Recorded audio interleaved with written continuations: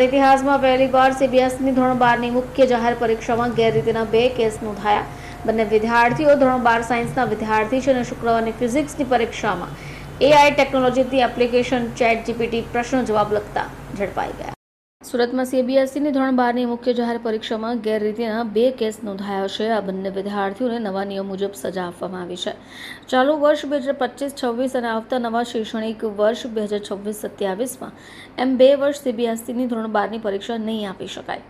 અહીંયા એક વિદ્યાર્થી લસકરાની સ્વામિનારાયણ મિશન સ્કૂલમાંથી પકડાયો છે, જ્યારે બીજો વિદ્યાર્થી પીપલોદની મહેશ્વરી વિદ્યાપીઠ શાળામાંથી પકડાય છે। આ 2 શાળા સીબીએસઈ ધોરણ 12ની મુખ્ય જાહેર પરીક્ષાના સેન્ટર્સ છે। બંને વિદ્યાર્થીઓ ધોરણ 12 સાયન્સના છે અને તેઓ શુક્રવારની ફિઝિક્સની પરીક્ષામાં એઆઈ ટેકનોલોજીની એપ્લિકેશન ચેટ જીપીટીથી પ્રશ્નોના જવાબ લખતા ઝડપાયા છે।